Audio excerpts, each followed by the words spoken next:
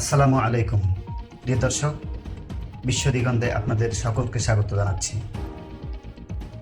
যথারীতি দেশ ও বিদেশের সর্বশেষ গুরুত্বপূর্ণ এবং নির্ভরযোগ্য সংবাদ নিয়ে প্রতিদিনের ন্যায় আজকেও আপনাদের সামনে হাজির হয়েছি।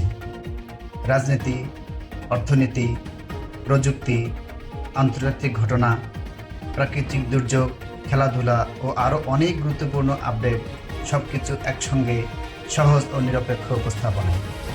চলুন শুরু করা যাক আজকের প্রধান সংবাদ। গণপ্রজাতন্ত্রী বাংলাদেশের সংবিধানের 50 অনুচ্ছেদের দফা 3 অনুযায়ী মহামান্য রাষ্ট্রপতি জনাব মোহাম্মদ শাহাবুদ্দিন তার স্বাক্ষরযুক্ত পদত্যাগপত্র আজ 24শে জুলাই 2026 9 শ্রাবণ 1433 তারিখে রোজ শুক্রবার অপরাহ্ন 5:01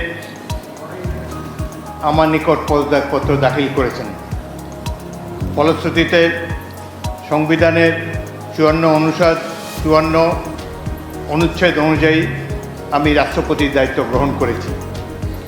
পদত্যাগপত্রটি আমি গ্রহণ করেছি এবং জাতীয় সংসদ সচিবালয়ের রেকর্ডে সংরক্ষণ এবং প্রয়োজনীয় প্রশাসনিক কার্যক্রম গ্রহণের জন্য নির্দেশ প্রদান করা হলো।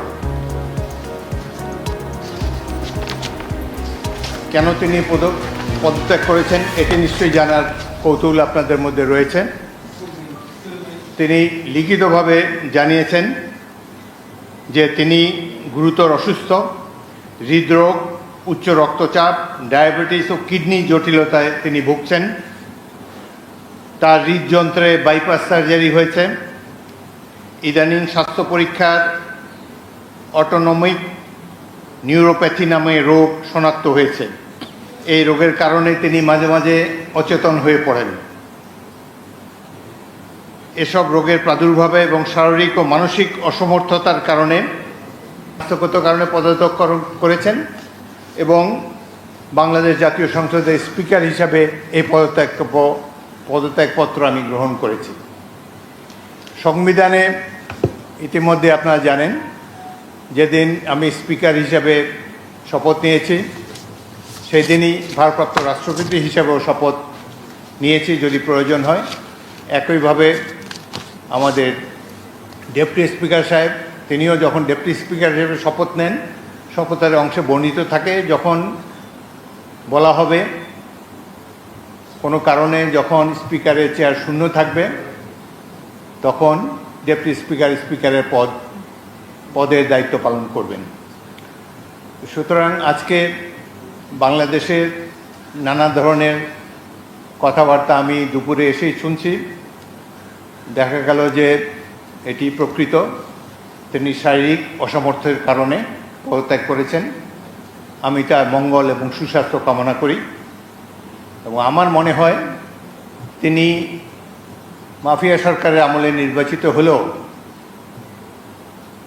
বর্তমানে জনগণের ভোটে যে সরকার নির্বাচিত হয়েছে তার প্রতি তিনি সমর্থন এবং শ্রদ্ধা প্রকাশ করেছেন সবসময়। আমি তার মঙ্গল কামনা করি। আপনাদের সবাইকে ধন্যবাদ।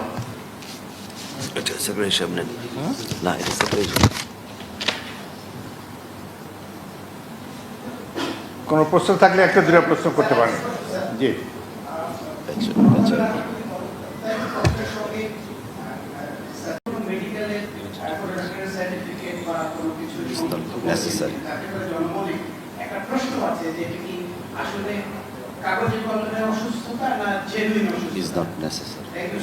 আচ্ছা শোনেন, বাংলাদেশের রাষ্ট্রপতির পদত্যাগ একটি গুরুতর ঘটনা। এর সাথে দেশের ভালো মন্দও জড়িত।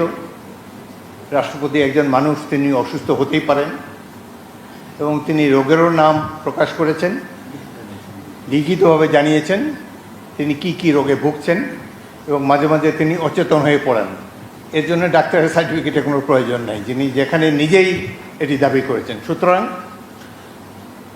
আমরা আশা করি এই পদত্যাগের ফলে সকল ধোঁয়াশা পরিষ্কার হলো, কোনো ধরনের বিশৃঙ্খলা বা কোনো ধরনের বিরূপ মনোভাব কিংবা কনফিউশন যাতে এইসব ব্যাপারে না ঘটে। রাষ্ট্রপতি পদত্যাগ, এর আগেও রাষ্ট্রপতিরা পদত্যাগ করেছেন বিভিন্ন কারণে। রাষ্ট্রপতি দেশের একজন সম্মানিত মাননীয় রাষ্ট্রপতি, তিনি পদত্যাগ করতেই পারেন এবং এই চেয়ারটা কখনো শূন্য থাকে না। এবং আমি জাতীয় সংসদের স্পিকার হিসাবে এই পদত্যাগপত্র গ্রহণ করেছি, এটি হলো বাস্তবতা। আশা করি সকল ধরনের কনফিউশন এখন থেকে দূর হয়ে যাবে। আপনাদের সবাইকে অসংখ্য ধন্যবাদ। এই ধরনের প্রশ্ন করবেন না ভাই, কোনো কনফিউশন ক্রিয়েট করবেন। দেখেন, এক minute please listen to me. একটু প্লিজ। আপনারা আমাকে স্পিকার হিসাবেও দেখেছেন, এর আগেও 40 বছর ধরে রাজনীতি করছি, আমি সরাসরি কথা বলতে অভ্যস্ত। সুতরাং কনস্ট্রাকটিভ কথা বলা ভালো। আমি তো প্রশংসাই করলাম তার। তিনি রিজাইন করেছেন স্বাস্থ্যগত কারণে, কি রোগের কথা তিনি বলেছেন, কিভাবে তিনি আমাদের কাছে দিয়ে সেটাই জেনেছি। এরপরে এটার মধ্যে তো আর অন্য কোনো কিছু নেই। যে বলেন, একজন মহিলা বলেন, পরিচয়টা কি? আপনার পরিচয় দিয়ে বলেন। জি,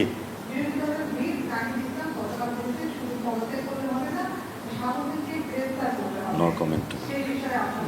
এ ব্যাপারে আমার কোনো মন্তব্য নাই। একটি গুরুতর সলেম অকেশন, দেশের রাষ্ট্রপতি পদত্যাগ করেছেন। Let us do justice to him. Thank you very much. Thank you. না। প্রিয় দর্শক, আজকের সংবাদ এখানে শেষ করছি। দেশ ও বিদেশের সর্বশেষ আপডেট সবার আগে পেতে আমাদের চ্যানেলটি সাবস্ক্রাইব করুন আর বেল আইকনটি অন করে রাখুন। দেখতে থাকুন বিশ্ব দিগন্ত, খবরের সীমানা পেরিয়ে সত্যের দিগন্তে। সবাইকে ধন্যবাদ। আল্লাহ হাফেজ।